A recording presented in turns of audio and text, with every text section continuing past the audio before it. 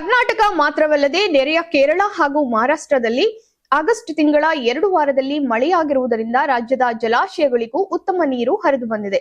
ಜಲಸಂಪನ್ಮೂಲ ಇಲಾಖೆಯಲ್ಲಿ ಲಭ್ಯ ಇರುವಂತಹ ಮಾಹಿತಿಯ ಪ್ರಕಾರ ಆಗಸ್ಟ್ 1ರಿಂದ ಆಗಸ್ಟ್ 14ರವರೆಗೆ ಪ್ರಮುಖ 14 ಜಲಾಶಯಗಳಿಗೆ 175.28 ಟಿಎಂಸಿ ನೀರು ಹರಿದು ಬಂದಿದೆ.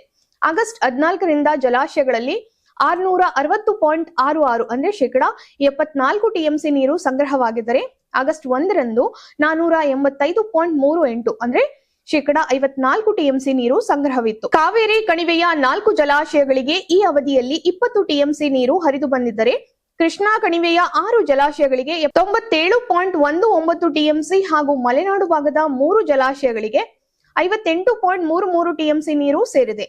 ಇದಲ್ಲದೆ ಆಲ್ಮಟ್ಟಿ, ನಾರಾಯಣಪುರ, ಕಬಿನಿ, ಹಾರಂಗಿ ಸಹಿತ ವಿವಿಧ ಜಲಾಶಯಗಳಿಂದಲೂ ಕೂಡ ಈ ಅವಧಿಯಲ್ಲಿ ಹೆಚ್ಚಿನ ನೀರು ಹರಿದು ಹೋಗಿದೆ. ಮುಖ್ಯವಾಗಿ ಕಬಿನಿ ಜಲಾಶಯದಿಂದ ತಮಿಳುನಾಡು ಭಾಗಕ್ಕೆ, ನಾರಾಯಣಪುರದಿಂದ ತೆಲಂಗಾಣ ಭಾಗಕ್ಕೆ ಹೆಚ್ಚಿನ ನೀರು ಹರಿದಿದೆ.